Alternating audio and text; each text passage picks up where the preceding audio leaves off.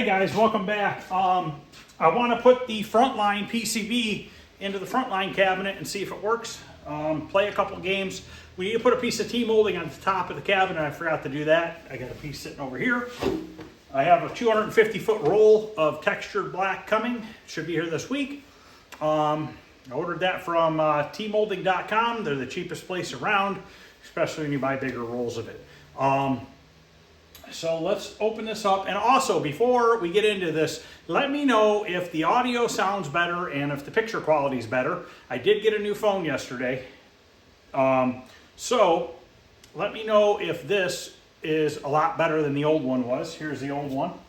I do all my recording from that. I might buy a camera eventually. I'm not sure. I just got a free iPhone 15 from Verizon, so couldn't beat the deal. Free, and it upped my bill $2 a month. So let's open this up real quick, take a look at it. Haven't even opened it yet because I was doing a bunch of work in here sanding on that truck and stuff, so I didn't want to get dust and dirt all over it. You think it's fragile by chance? Probably spent more money on fragile stickers than it did shipping it. I hate these stupid peanuts.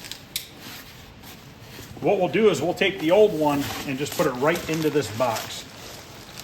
Maybe. Depending on how many packages of peanuts there are.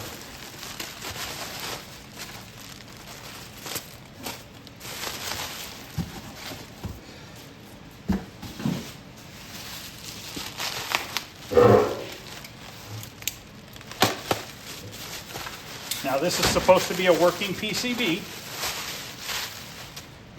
Obviously I know nothing about it. I did not order it. I don't know where he got it from, who he got it from.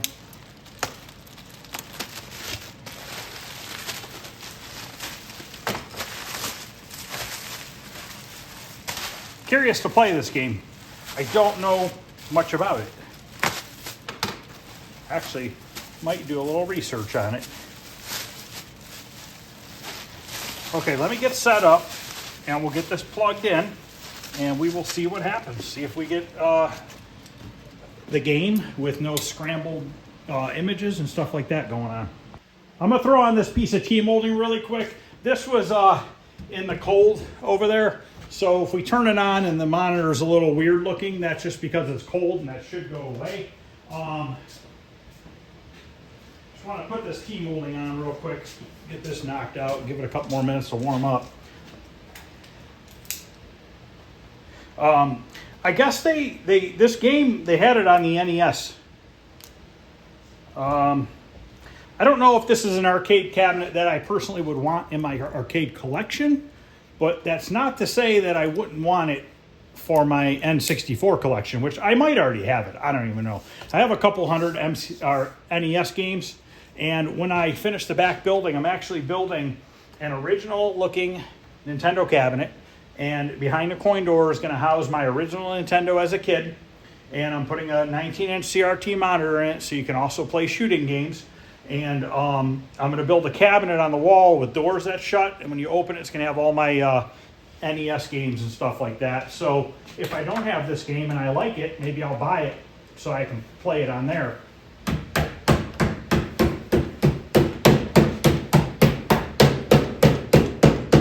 I try to get away from like a bunch of the fighting games and really not slid down enough.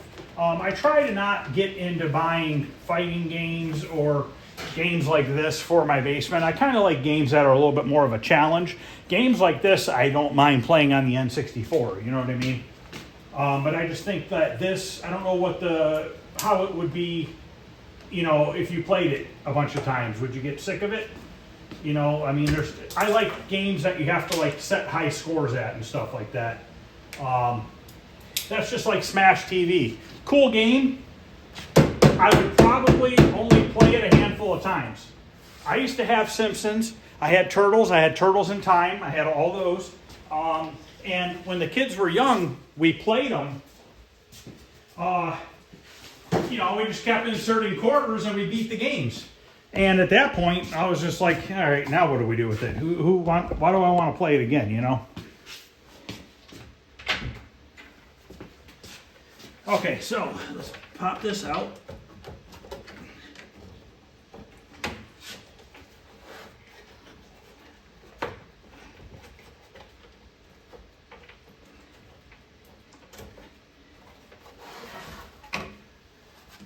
He could sell this board as partially working or always send it out to get it fixed.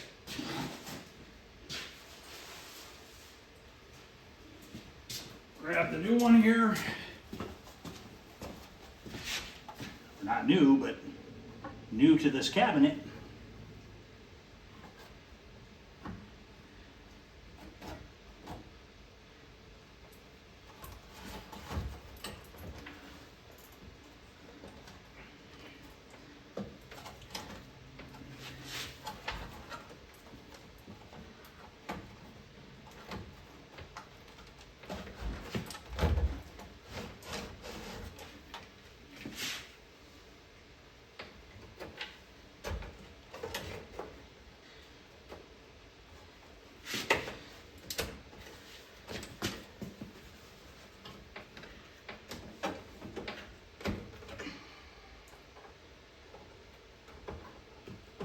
Okay, board's all plugged in. All right, let's go around the front here. Like I said, if the CRT gets cloudy, that's not a big deal. That does happen when they're cold and then you warm them up.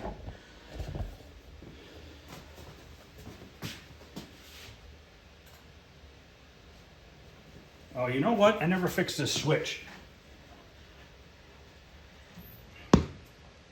Need to fix that stupid switch down there.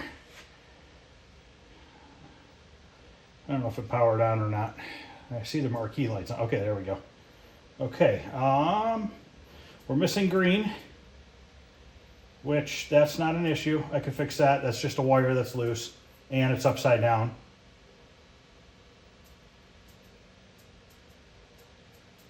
I hear the monitor clicking. It's because it's cold. I'm gonna turn it off for a couple minutes. These monitors act funny when they're really cold. And I had it covered in the back building and it's like 30 some degrees today. So I should probably let this warm up for a little bit. So we have a flipped image, which that is a issue with the a dip switch. So I'll look that up. Green, not having green is more than likely one of these wires here, or because I did have a problem with the red fell out and I fixed it, and there was a sync wire that was loose and I fixed that, but it looks like the green wires are plugged in. I'm not going to get too worried about that yet. It could be something stupid. But I need to let this warm up. So what I'm going to do is let's Google search the manual for this and see what it is to flip the screen. I don't know if they use this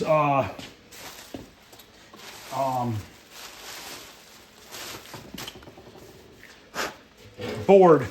I don't know if they made a cocktail version of it or not. Let's look here. Frontline. Arcade manual.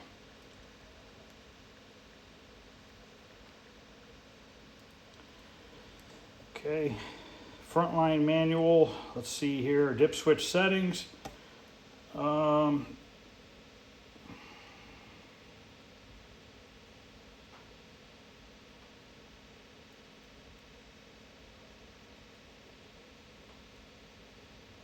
Screen inversion. Is that what it says? Screen inversion, that's got to be it. Either off or on. Oh wait, here, table and upright. So this is an upright. So we need to have switch number 8 on dip switch setting, our dip switch bank A, number 8 on for upright. So let's see what it's set at. So dip switch setting A, number 8 needs to be on.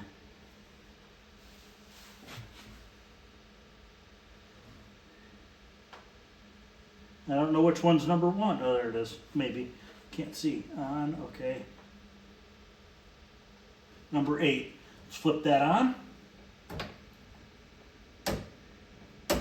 Maybe.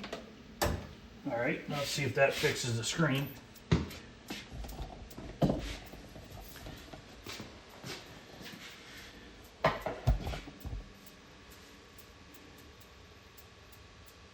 Okay, it's going the right way now. I gotta let this thing warm up.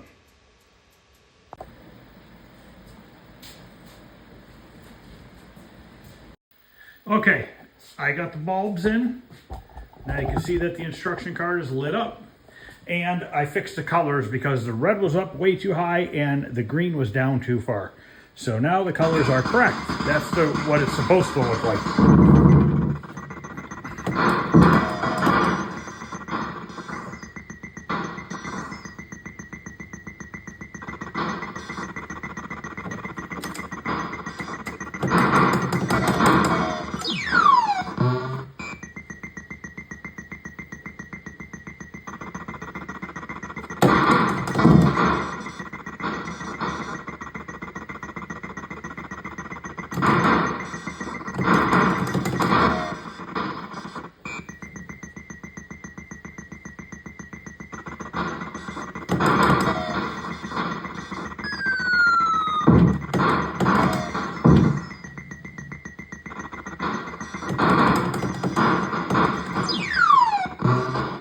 Okay, colors look good.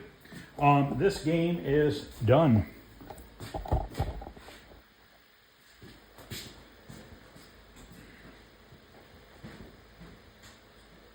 So that's the end of this game, Restoration.